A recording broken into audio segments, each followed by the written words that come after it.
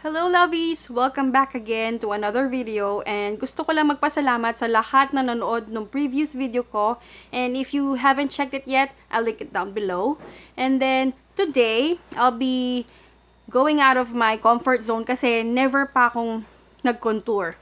So, as you can tell, I don't have any blush or contour sa face ko. So, today I'll be reviewing and sharing with you my thoughts about this Detail Contour and Blush Palette 4-in-1. So, basically, this has 2 contours, 1 bronzer, 2 blushes, and 1 highlight. So, let's go and try this.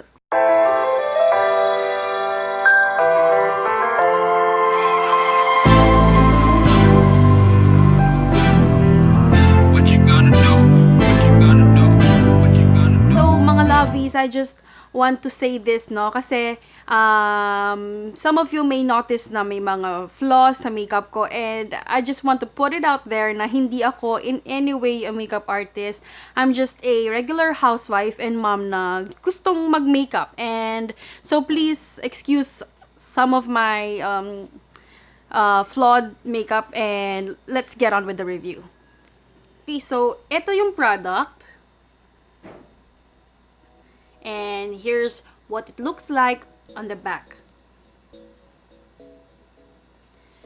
So, previously nakikita ko na tong contouring scene na to sa mga YouTube videos na napapanood ko, like kay Judy, kay April, and then sa mga local YouTubers natin dito like si Ate Ann and si Say, and a lot more. So, I'm just curious kung ano ba to kasi I haven't tried it. Like, hindi ako nagko-contour. And highlight, nag-highlight ako, and blush, of course. But contour, hindi. Pero since medyo chumabi ako, I really need to know kung paano to kasi nakakapayat daw siya.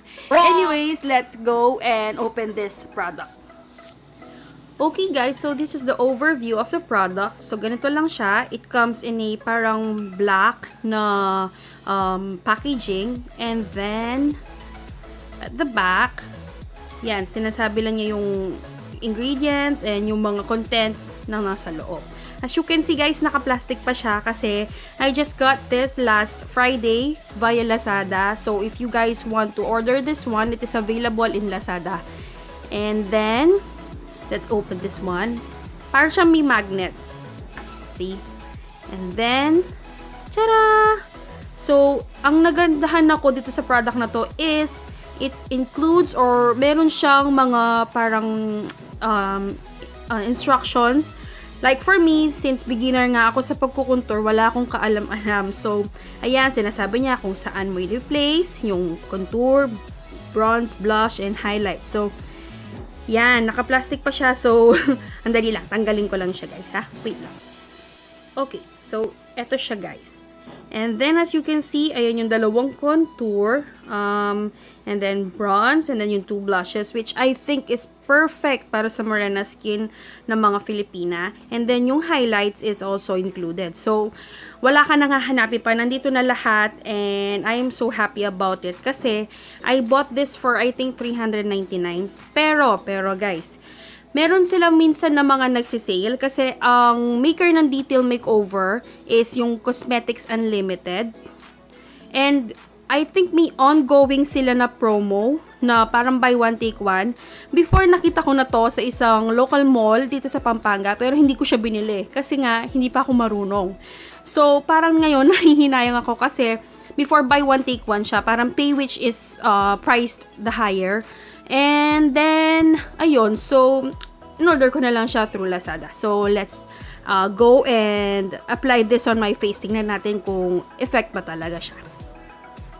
So, guys, I would just like to share this to you. Kasi, with the videos that I've seen before sa YouTube, hindi ko alam kung alin ba talaga yung, I think there's no really such a perfect way or right way ng pag-apply ng contour. But, I've seen some YouTubers use this beauty blender and some uses brush. So, let's go ahead and try na lang both. I'll use brushes on my right side, and then I'll use a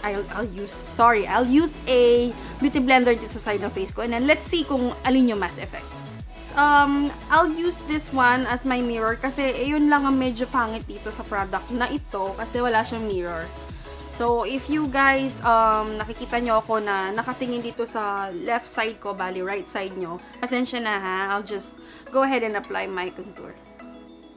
So guys, since it's my first time, hindi ko alam kung ano yung gagamitin ko between the two contours that I have. So, probably I'll just use this one.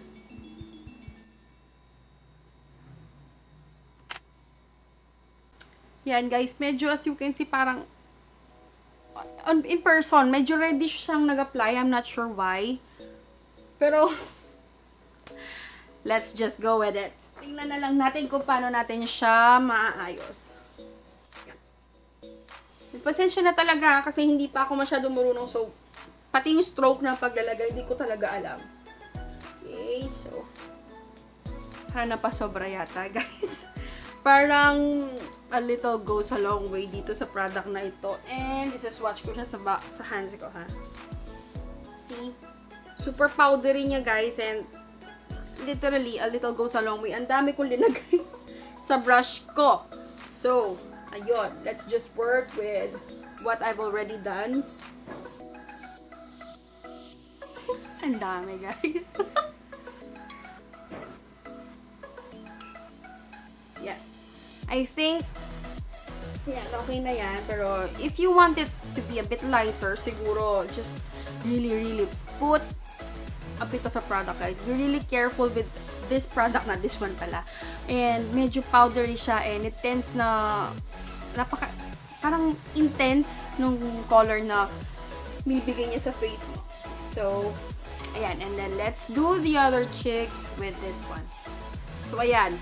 Try natin siya sa kabila using beauty blender. Galit na galit ang lola mo sa pag-apply ng contour. Ay, nakitch. Tama ba ang ginagawa ko? Anyway. Para mas maganda nga siya na i-apply using beauty blender.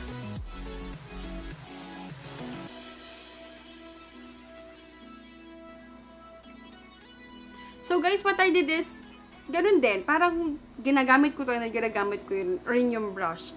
Kasi medyo, alam nyo na, umpisa pa lang ang lola nyo, hindi ko pa masyadong alam. But then, I need to also apply this dito. Banda dito sa mga parts na to, and then sa chin. So, let's go ahead and try that. I'll use again this brush. So, this one naman, I'll try this one na lang. Yung lightest shade. Itong contour kasi masyadong dark yung isa for me. So, let's try it. Yan. Kuha lang tayong konti. And then, tap natin. Let's put it on my jawline.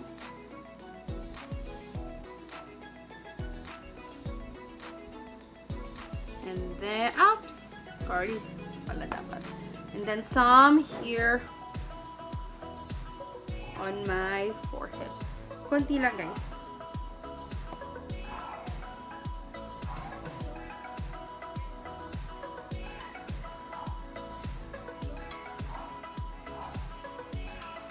Ayan. I think that's it. And then, pinapalagyan niya ng konti sa nose, but hindi ko siya type lagyan. So, let's go ahead and try their blushes naman. Okay? Okay, so guys, I will try to put this one. Itong medyo pinkish na shade nila. Let's dip. Tap the excess product and then put sabi niya apples of the cheeks. So, yan. It's okay. Okay. Hindi ko alam kung nakakita niyo, pero meron siyang pop of color. Okay, let's try it on the other cheeks.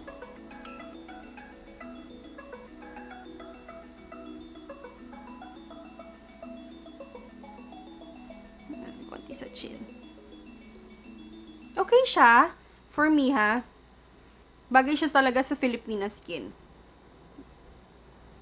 So, for me, pasado yung mga blushes nila. But sa contour, I think medyo kailangan nyo lang mag-ingat kasi masyado pigmented yung product nila. And which is good for the price of this kasi I have seen a lot of parang contour palettes na mahal.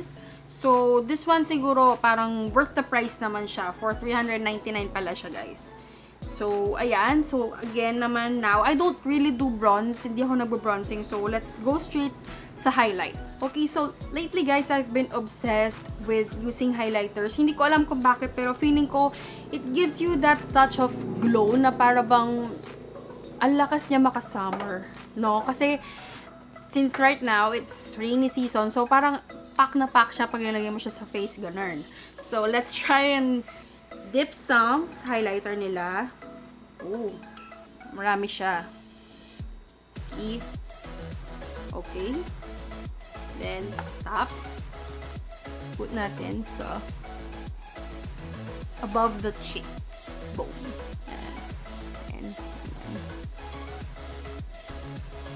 yun. I don't know guys if you can see, pero ayan. Nakita ko siya. Well, sa mirror, I'm not sure kung sa video nakita niyo siya. And let's try it on the other.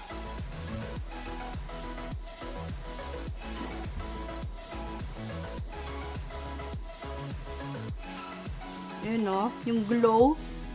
I'm not sure kung nakikita nyo siya, guys, ha? And then, some on the bridge of the nose. Yan. And some on the cheek. So, ayan, guys. This is my complete look. So, guys, this is the finished look that I got with using the Contour Blush and Effects by Detail Makeover. So, my thoughts about this product is, for the price, super sulit siya. Kasi, masyadong pigmented yung mga products na included dito sa palette na to. Ang kaso, I've noticed na marami siyang fallouts. Kasi, as you can see, ayan, ito yung isa highlights. Even when nung dumating siya, I'm not sure kung napansin nyo, nung naka-plastic pa siya, merong mga fallouts ng products, which, kasi for me, sayang yun, di ba? But, again, since sa mga iba, like me, hindi naman talaga ako nagko-contour on a daily basis pag maalis, kanyan. I just contour pag kunwari, feel ko lang or pa may special occasion. So, for me, okay na to. For a mom and for a simple teenager or worker or employee, okay na tong ganitong palette. And then, handy din siya. For traveling, okay siya. Pero, yun nga lang, wala siyang mirror. Yun pa yung isang downside niya. For me, ayun yung pinaka-big na na-disappoint ako kasi akala ko may mirror siya.